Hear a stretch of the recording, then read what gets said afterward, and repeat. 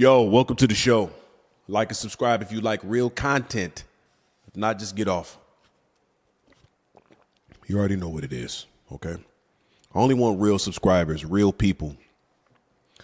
I just want to start off by thanking Jay Jimerson, man. He just picked up the bundle pack. Appreciate you, bro.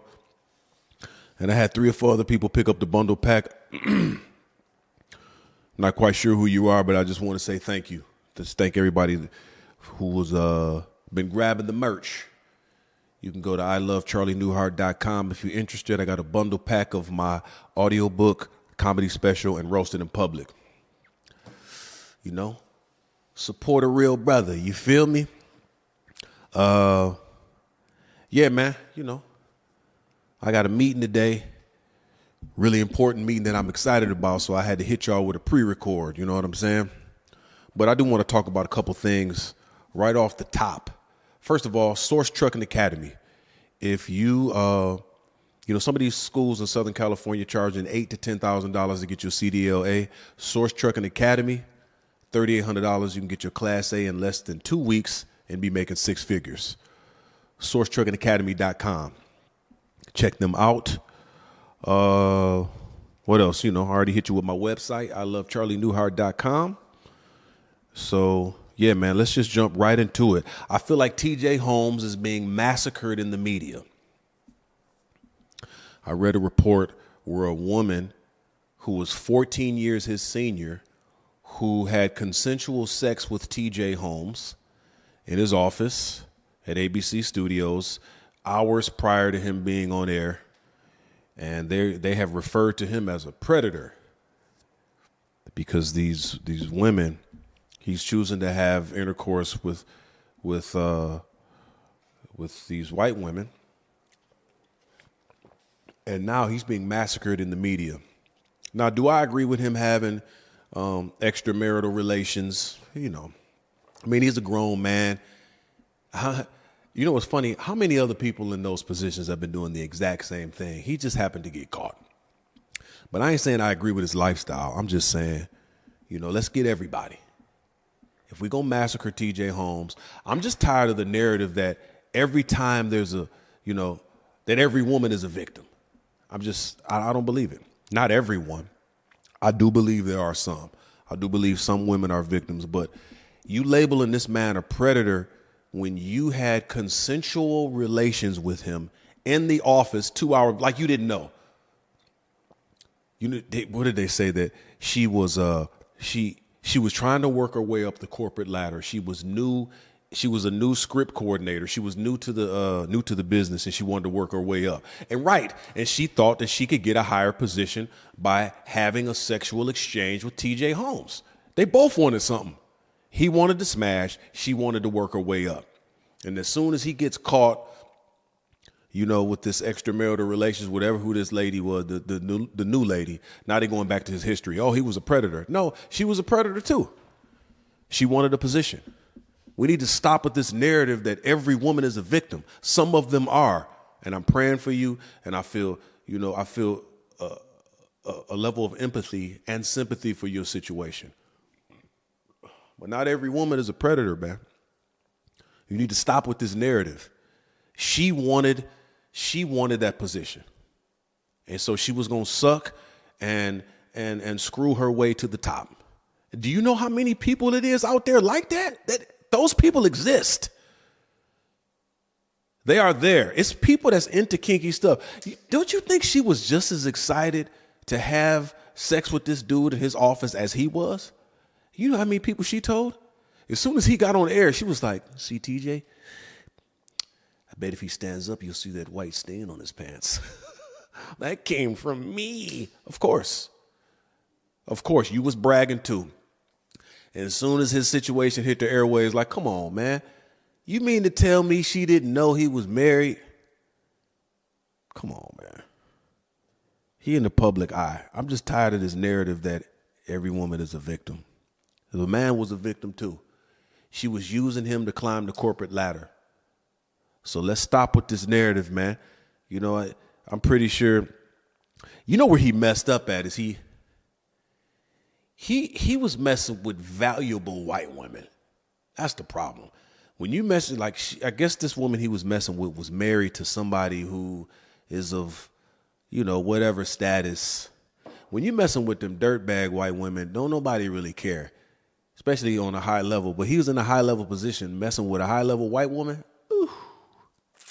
And you was married. You made her husband look bad. That was the problem. You mean if he was messing with a dirtbag somewhere, nobody would have cared. But I don't see her face in the news. Was she a predator too? I don't know, man. Y'all do know people be lying. Y'all know that, right? Look, I've had some successes and failures. I've been a dirtbag sometimes, and I've been 100 sometimes. I've told the truth. I've told some lies. You know what I'm saying? In my years and years of being a man. But one thing I can tell you is I've been lied on several times.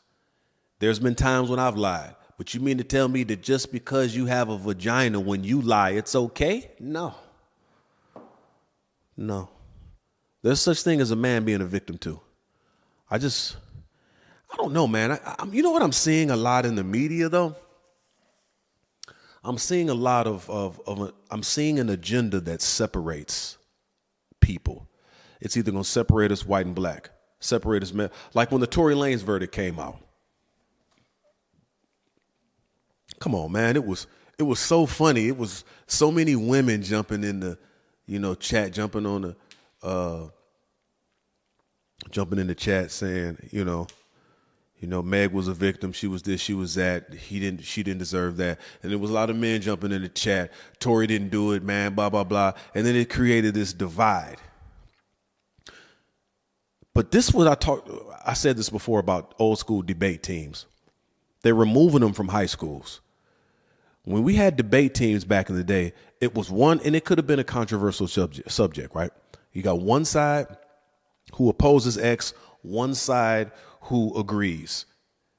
And you hear the arguments from both sides, and they say the truth is somewhere in the middle. We as the audience listening to the debate get to come up with our own conclusion based on all of the information. And we're not being influenced, we're being informed with debate teams. And that's why I don't really trust the news no more. You can't even trust some of these social media sites because it's influence. Just lay out the information and let us choose. But we don't get to see all of the information. And it's weird. Like, just think about this case, the Tory and Meg case. There's no DNA on the gun. Chelsea, whoever she was, refused to testify. And then the bodyguard dude, they can't get in touch with him. He basically is in contempt of court or something. He gets some type of fine, doesn't even show up. But yet they still charge Tory. What is it that we don't see? What information? We don't have access to all the information. And since we don't have access to all of the information, then we're forced to come up with these rapid conclusions.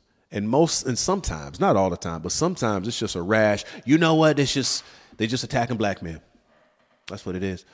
You know what? They're just protecting Meg because she's signed to such and such. And we have to come up with all of these narratives. And that's what happens when we don't have all of the information. We make these wild assumptions. And plus, too, everybody, even me, everybody with a microphone can get in front of the camera and just say whatever they want. I don't care if y'all listen to me or not. You can turn it off now if you want to. I could care less. You know what I'm saying? I'm just giving my point of view. And it ain't nothing but an opinion. But we need to allow people to have an opinion. And also, too, let me just stop right here and define judgment to you people. We have just butchered the word judgment for so long, and it gets on my nerves. Don't judge me. Don't judge me. You can't judge them. You can't judge them. Like, I've made, some videos and some comments about certain people, and I got my own opinion. I should feel free to say what I want on my channel. I'm not going on nobody else's channel and arguing with your points of view. I'm saying what I want on my channel. You don't like it, get off. But calling out something and judging is two totally different things. What does a judge do? You get in front of a judge will read off what you've done, and then there's a possibility once that judge gets the information, he or she can sentence you to something. That's judgment. Judgment ends with a sentence. But just calling out something that you don't agree with or that you may have an opinion on, that's not judgment, because I'm not sentencing you. You do something that I don't like. This is what here's something that I don't like. I don't like that the media is pushing an agenda for kids to mutilate their genitals. I don't like that media. I don't like anyone who pushes an agenda that feels like it's okay for 10-year-old Timmy to chop his hot dog off. I don't like that. And that's it. And I'm walking away from it. I'm not sentencing you. That's not judgment. That's calling out something that I don't like that people are doing to children. I don't like it. That's not judgment. You know what judgment is? Judgment would be, because you're doing that, now I'm going to do X, Y, Z. Now I'm gonna come to your house and do this. Or now I feel like you should, like now I'm judging you because I'm sentencing you based on your actions. I'm going to take action because you're doing that. Now I'm going to do this. Now I'm going to go do this. And I think you should go to hell. Like, I ain't saying all of that. I'm still praying for you as a person. And I'm believing that God will touch your heart. If you're pushing that agenda, I'm hoping and praying that you stop. That's all I can do, because I still care for you as a person. But we need to create the narrative more that who you are and what you do are two totally different things. You know what I'm saying? You are a person. You're a human being. But over time, you may have had certain traumas. You have been taught by certain people, and there may be error in your brain and in your processes. And you may be doing some things that's out of, okay, so I'll make it more personal. Years and years and years ago, I thought it was okay to I'll run up in your house and take something. I'll break in your car and steal stuff. Years, we talking 20 plus years ago. I'm 45 now. I'm talking about teenage years. Or I'll run up in your house, take some stuff out your house, take some stuff out your car, sell it. I believed in my mind there was an error that I'm going to do whatever I got to do to get money. And I grew up as an honor roll nerd student, junior high. And like at the end of junior high, going into ninth grade, I had cancer, 2 surgeries, 8 months of chemo. And that trauma shook me so much that it turned me into Heisenberg. I went from Walter White to Heisenberg. And if you ever seen Breaking Bad, you know what I'm talking about. And it completely changed my whole thought process. I'm like, man, you know what? I'm going to do whatever I want. I thought I was about to die. I got family members flying in town, flying from 2,000 plus miles away to come see me because everybody thought Charlie was going to die.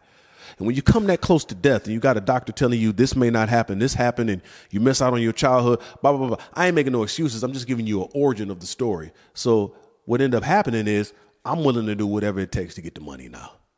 I might die tomorrow. I'm hustling. I'm breaking in people's houses. I'm doing everything possible out of my mind. There was an error there. Now that's an action. That's an action that has error. I shouldn't have been doing that. You know what I'm saying? But who I was as a person, my core as a person, as a human being, is I knew better. I was taught by 2 great parents. But at the time I was in error. I was doing stuff. And guess what? God sent somebody on my pathway to help set me straight. You know what I'm saying? My cousin Ali, 16, 17 years old. I never forget him showing me the cuts that he had on his wrists. He said, look at these. He said, I was playing football at the University of Cincinnati. I had a full ride scholarship. He said, and while I was there, I was doing stuff I ain't had no business doing. He said, and I was running. Somebody was shooting at me, and I was running from them shooting at me. He said, I went to jump a fence, and I misjudged the distance of the fence and broke both my wrists. And he said it was so bad I had to get so many surgeries. I had to leave school, lost my scholarship. And he said, and that, you got to be careful what you're doing. You're doing this, and it's like God sent him on pathway. And that basically just, it hit me upside the head. Like, man, I got to stop this. I got to cut this out, man. This is a warning. Him showing me this is a warning. But I feel like that's why you always got to pray for your kids, because you may not always be able to reach them, but God will send somebody to them that will. And that changed my whole thought process. Like, man, let me chill out. You feel me? And that just goes back to what I'm saying earlier. Like, what I was doing was foul. But me as a person, if you pray for the person, You pray for the person for the action to change. But just because I was doing that, that didn't mean people despised me. He a thief, he a thief, he a thief. No, he's Charlie who happens to be stealing. And that's how I feel about calling out something that my cousin called me out. We have to do that. We got to stop being afraid of calling out things that people are doing that may or may not be right. And actually things that may be detrimental to them. We're just so afraid. I don't want to judge them. No, you're not judging them by calling it out. You got to call it out. Stop doing that, man. And that's really the benefit of having like a strong father, which I have, or a strong male presence. The paternal blessing is, hey, look, okay, here's the difference between paternal and maternal, in my opinion. Maternal's mom, paternal's dad, or paternal's father, maternal's mother, or paternal's man, maternal's woman. Okay, woman. Maternal blessing is you hurt, you got hurt, you did something foul. Hey, let me help you heal. Let me help you heal. Come on, come here. Let me take care of you. Paternal blessing, the father is like, hey, look, this was stupid. This that you're doing right here is wrong, and it's going to get you this. This is what can possibly happen to you if you do these things. I'm not the judge. I can't sentence you. God is going to be the one that sentences you. My cousin coming to me. Hey, look, man, look at my wrists. You keep doing this right here. So stop it. I'm not the one that's going to break your wrist. I can't judge you, Charlie. I can't sentence you. But you keep doing then that's the difference. And we got to stop being afraid of calling out mess into people that we love. Hey, man, that was wrong. Love you. But we're just afraid. And you know why? Because we can only treat others the way we treat ourselves. So if you somebody who's always like, don't judge me, I'm gonna do what I want, don't judge me. Yeah. If you act like that, then there's no way you can have the balls to go up to somebody and say, hey, man, that's foul. Don't do that. I got people that will call me out. My pops, for instance, he called me the other day, like, man, you gotta cut the XYZ. You need to do this, down the third. I've given him permission. He's 70 years old. I'm a 45-year-old man. I've given my father permission because he prays a lot, and I know he hears from God. I've given him permission. The Holy Spirit call you, wake you up in the middle of the night. Not call you, but wake you up in the middle of the night. Say something. Call me, Dad. Check me. I got people in my life. Check me. I need it. I don't see these. Don't judge me. You're not judging me because you can't sentence me. So that was a long explanation. And I need y'all to do that, man. If somebody say, don't judge me, I'm not sentencing you. I'm just telling you what you're doing is foul. You need to stop. And then walk away. Go eat you some Cheetos or something. But unless you're sentencing someone, you ain't judging them. Period. Period, bro. What else I got for y'all? Oh, investments. What's that dude name? Oh, what y'all want, some roast right now? Y'all probably want some roast. Okay, who am I hit with a roast? Who's in the chat all the time? Divine Bebop, he's in the chat all the time. Let me hit him with a roast. Divine Bebop. Divine Bebop, when he hears the word penetrate, his mouth starts to water. Did somebody say penetrate? Oh, man. Who else is always in the chat? Christian Smith. Christian is always dehydrated for some reason, man. He always dehydrated, man. His mouth is always dry. He got a humidifier in his room, and he always drinking Gatorade. But for some reason, he is always dehydrated, man. That's because he got that tummy tuck surgery, and for some reason, his sweat glands is just taking too much moisture from his stomach. Oh, man. Investments. What's that dude's name? Sam Friedman Bankman Fried, or whatever his name is, the FTX dude. Man, that crypto. I made a few dollars off crypto, not no life-changing money, but I made more off of stocks. Crypto's still too volatile for me, but I know it has the potential to be an excellent money maker. look, I'm not no financial advisor. I'm just going to say, I'm going to tell you what I've made money off of. Okay. I've made money off real estate. Real estate. I'm 45. I bought my first house when I was 22. I bought a house at 22 on the west side. I bought another one when I was 28 on the east side, and then 3 houses in Canton. So I've 5 real estate deals. I've made money on each one, 5 figures on each deal, right? Real estate. You buy it for one price, you fix it up, you sell it for a higher price. That's how I like to operate with investments. I like to see it. It's real. I can buy it. Somebody took all the copper pipes out. Okay, let's replace them with PEX pipes. Okay, we got to redo the kitchen. Let's put cabinets in. And I may not know how to do all the work, but I know how to hire people, and I get 3 estimates for everything. You know what I'm saying? I've made money on every house, and that's not a lot. That's just 5. Over 20 years of buying of houses, I've just made 5. Just did 5 real estate deals, but I made money on every one. You know what I'm saying? Real estate. If you're going to deal with the crypto and all that other stuff, what will it take to buy? It's still houses that can be bought for the low. If you got a really good agent and you're willing to do the work, or if you're just willing to hire somebody to do the work. I made money off real estate. Also, your passion. If you had all the money in the world, what would you do with your time? Me, I love like old school cars. Flipping car. Man, my granddad gave me an old school car when I was 15. Remember I told you everybody thought I was going to die in cancer? My granddad came over and basically, I don't know. Now that I think about it, if he thought I was going to die and he gave me a car, that means he would have got it right back. So my granddad gave me a car. You know what I'm saying? And, man, I flipped it. I sold it. He gave me a car when I was 15. Before I was old enough to drive, I made my first car deal. I flipped that, then got a Caddy.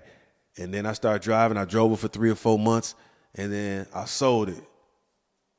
I'll never forget the dude I sold it to. I sold it to Carlos Butler in Romulus. He bought my green Caddy. I flipped that, then I bought a Regal. Then I flipped that, and I bought a Malibu. Then I bought a Monty. And by the time I was like 20, I probably bought and flipped maybe 40 cars from 15 to 20. I loved doing it, but I was making money, and it was the same concept. Like I remember I bought a Malibu with a 305 in it when I was 16. I bought it for $500, and I sanded the body down. I took it to Mako and got it painted. Right? Then I put some hammers on it, I think, and I put a little sound system in it, and I turned around and sold it for $2,500. And it's like, I just kept doing that over and over again. I love doing it, and it was easy for me because I love cars. Like, if you can making money doing what you love is the best. The car game now is kind of weird because people are paying stupid price. People are just dumb with money right now.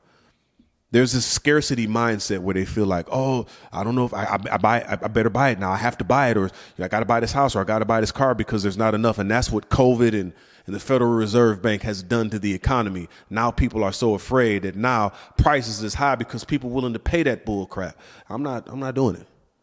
There's still deals to be had, but the auctions ain't fun no more. It's just not really fun. But for a season, man, I made 50 bands in 3 months flipping cars. $50,000 in tax season. This was years ago. It was like the end of March. So like it was the end of February. So it was March, April, May. Those 3 months in Michigan, 50 bands. You can ask my dad. Matter of fact, when I get him here, I have him verify. $50,000 in 3 months flipping cars on Craigslist. Killing them years and years ago. But doing what I love.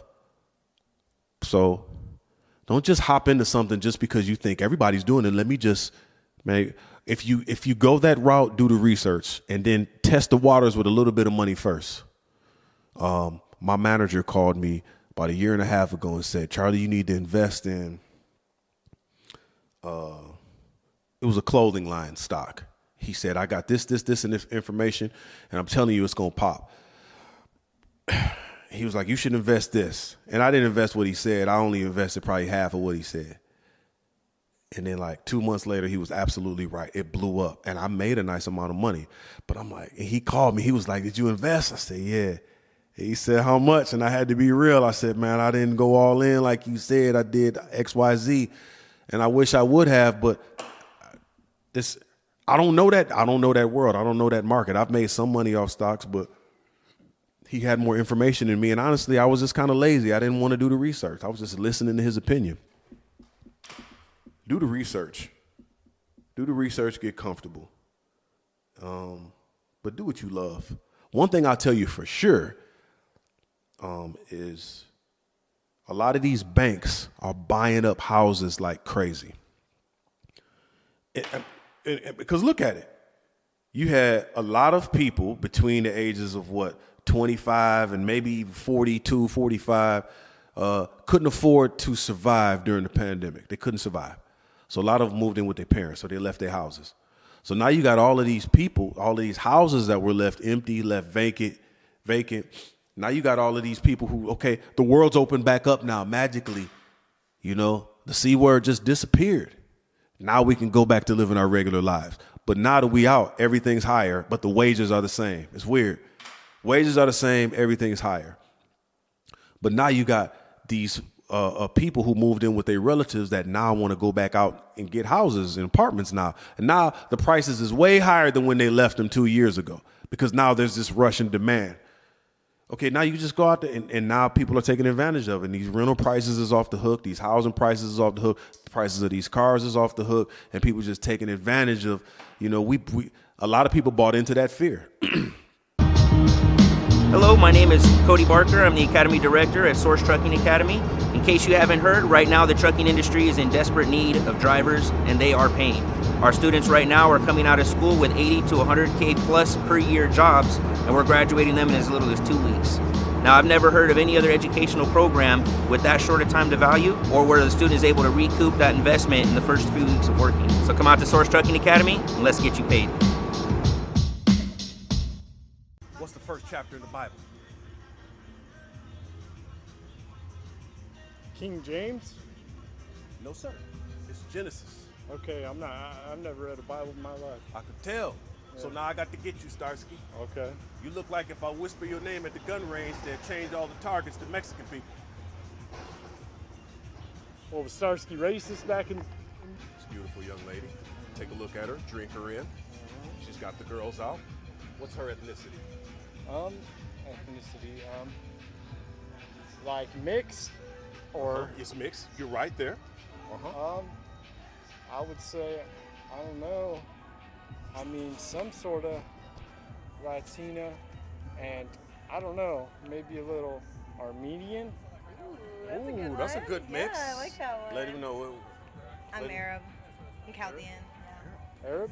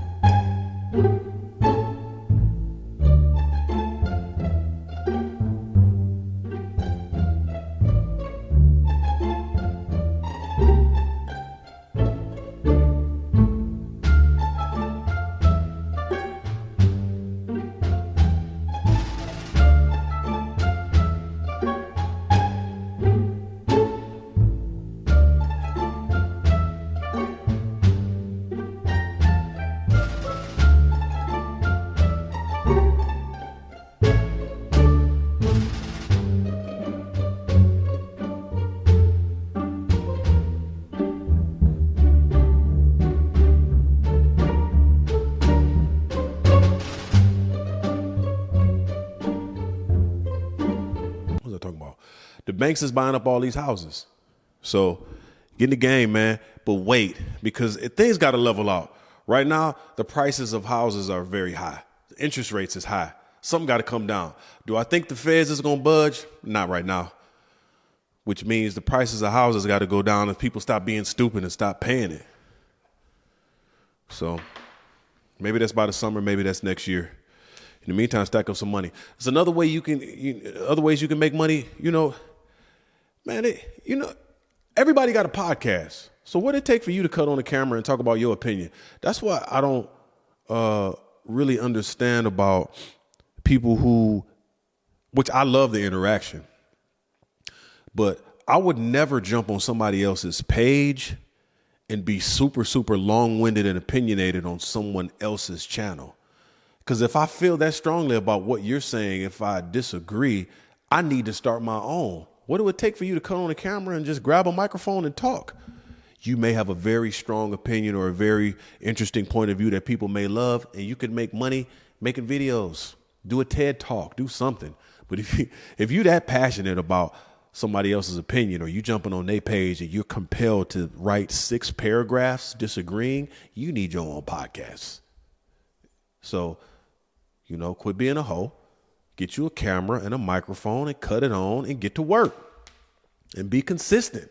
A lot of these YouTubers is winning off being consistent. A lot of them ain't funny. They ain't really talented. I ain't saying I'm funny or whatever. I'm just saying I realize that talent and all of that kind of goes out the window if you just stay consistent on the internet. The internet algorithm is based on consistency. Make you a podcast. You know what I'm saying? Put some videos out. But there's several ways you can make money. But I'm not hating on completely against crypto. I'm just saying, have several streams of income, Be like R. Kelly, have several streams. Here's something random. BMF is probably my favorite show on TV right now. I love it. One of the characters was drinking a Verner's the other day. It's the most authentic representation of Detroit I've ever seen. I love what 50 Cent is doing. He's got real consultants on deck. He got Southwest T. I know he's talking to Meech. So this puts you on notice, filmmakers. Okay, when you do something like Snowfall, when you take the real Freeway Rick story and make it without him, or the way they did Mike Tyson, make his show without him, or like all of these shows that Hollywood does and they make them without the people who were there. You need to cut that out, man. Get the people involved who was there. Show some respect, man. For real. That's why I'm really glad to see 50 show do very well. It's good work. It's one of the best shows. I want to see them go on Belle Isle and Jefferson. Like, it just brings back so many memories. I can remember riding up Jefferson in the old school. I can remember going to Belle Isle, hanging out the window. I can remember going to the festivals and getting phone numbers and just clowning and wilding out. Like, it just brings back so many memories.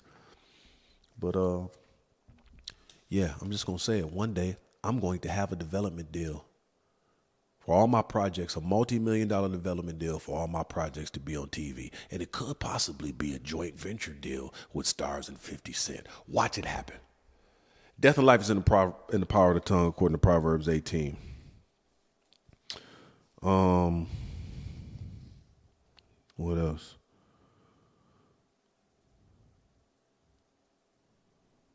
Bankruptcy in 2002. Oh yeah, I was gonna talk about that. If you find yourself in a bind, you know how many times Donald Trump filed bankruptcy? You find yourself in a financial bind, don't be afraid of it. I filed bankruptcy 21 years ago. One of the best decisions I made. I was swimming in debt. I had went through. I was in a horrible relationship, man. It was just. It was bad. Now this was around that time. One of my house deals didn't really go so well when I was first learning. Like my first one when I was 22. I made money off of it early on, but it was one of them balloon mortgage payment deals. It was predatory lending. I had really good credit score, but I didn't really know what I was doing. I'm a risk taker. I just jump in and figure it out. That's why I said I'm a good mix of failures and successes, right? And man, it was too much. It was too much. I had too much debt, and I was afraid to file bankruptcy, man. Somebody sat me down like, man, do you know Donald Trump filed bankruptcy? I was like, look, I'm not white, and I'm not Donald Trump. My dad is not backing me with a whole real estate venture type deal. I ain't Trump. It was like, well, you still need to figure out, and I'm glad I did. It was a fresh start. So What else I got for y'all? Oh, this is random. Shout out to Leonard Bell. I rented a house from him in Inkster. Matter of fact, the house I got shot in Inkster. And I looked and seen him in the news a while ago. Dude got arrested because he was renting houses to people he didn't own. I was like, wait a minute. I know that dude. That house I was renting in Inkster that I got shot in. Could that have been one of the houses that he didn't own? It's crazy. That could have been the case, but I just love the fact that God is protecting me. You know, he got his hand on me. That's why I'm grateful. For y'all that don't believe in God and don't say prayer is real, I'm telling you, I've looked at so many instances over my life like that one where I know prayer is real. I know God is real. Okay, I'm gonna give you this example on the way out. Okay, so Proverbs says, what is it? Proverbs what?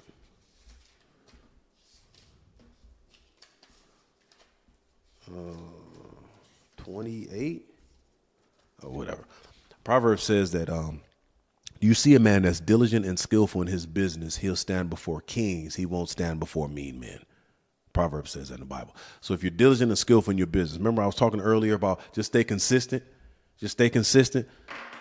That's diligent. If you stay diligent, you'll stand before kings, not mean men. Kings are decision makers, people who can put you in the right position, blah, blah, blah, not mean men.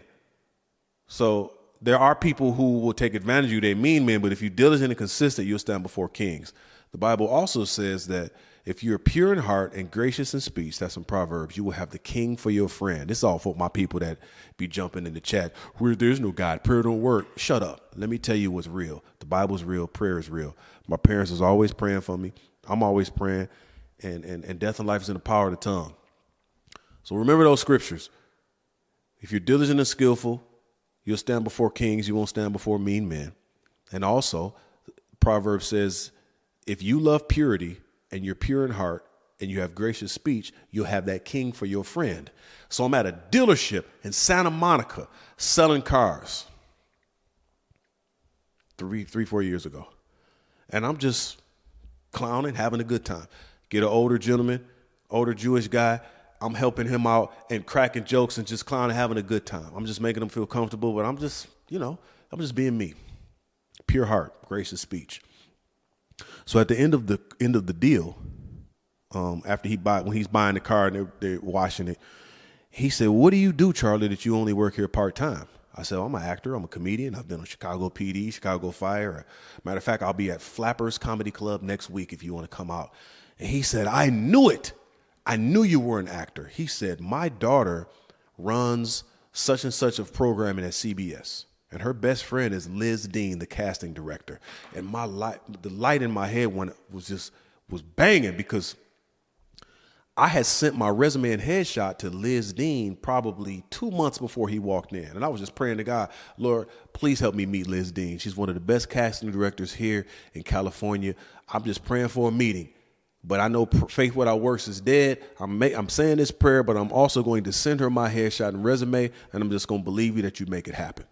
Here's this man in front of me 2-3 months later saying that his daughter is best friends with Liz Dean. And then he said, he must have read my mind because I was like, "Man, this old dude capping." He was like, "You don't believe me, do you?" He said, "I'll get her on the phone right now." So he calls her up on the phone. Mind you, he's like 80. He said, "Liz, hey, I got this black guy in front of me with gorgeous green eyes. Listen, I'm going to put him on the phone." I was like, "Okay, well, he 80. I'm going to let him get away with saying my eyes is gorgeous, but I'm not going to give him no more eye contact." He hands me the phone. Sure enough, it's Liz Dean. She was, "Hey, da-da-da-da-da. How are you?" I was like, "Oh, I just sold him a car." And she said, "Cool. Hey, well, you want to come down for an audition for," I forget what the audition was for.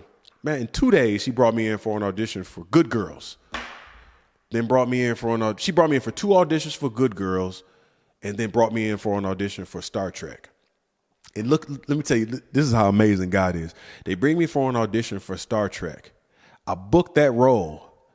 Liz calls me and says, "Hey, that role that you booked on Star Trek, they took it out the script. But we got you another one on the same show, a different role. Can you go down to get fitted?" I'm like, this ain't nothing but God, man. booked the role. I went down there, had a good time, still getting residual checks to this day. Thank you, Jesus. This is for all my people who say prayer don't work, the Bible ain't real, blah, blah, blah. Okay, well, you keep believing that, I'm going to keep walking in manifestation of what God has done. That is unheard of. I said the prayer, sent out my resume. 3 months later, a dude is in there selling me a car. I'm selling him a car, and his daughter is best friends with the person who I sent my headshot and resume to. Gets her on the phone. They give me a role like that out here. Come on, bro. You know how many, and that's what's funny. These people out here that a lot of these people been wanting to be rich and famous and wanting to be on TV their whole life. They've been born and raised. Man, I was born in Romulus, Michigan in 1977, bro. You know what I'm saying? Growing up, really, I just wanted a used car lot and to flip cars. I wasn't 6 years old saying I want to be a movie star. I was a blue collar dude. I was like, man, I'm gonna work at Ford. I'm gonna get in a used car lot, or I'm gonna flip cars. Like, it was all blue collar stuff. I was never like, I'm going to be on TV one day. I always was a performer and crazy, but you're talking about something that was completely out of my paradigm. I'm doing that now. God is real. Jeremiah 29:11 says he knows the thoughts and plans that he has for us, and the plans to prosper us and do us good. Don't let nobody tell you who you are and what you can be. If you had all the money in the world, what would you do with your time? Whatever that is, that's what you're called to do. And don't let nobody steer you otherwise. And don't let the pains and trials of life discourage you, because Ecclesiastes 5 says that the dream comes with much business and painful effort. If you want a dream, it ain't gonna be easy. I'm telling you, I'm a good balance of failures and successes. I fail sometimes, but I never lose. I learn. So hit my website, ilovecharlienewhart.com. You can get my book, comedy special, Roasting in Public. SourceTruckingAcademy.com. Most of these schools is charging $8,000 for $3,800. You can get your Class A in less than 2 weeks and be making six figures. Like and subscribe if you like real content. If not, just get off, man. That's all I got for today, man. I love y'all because I love myself.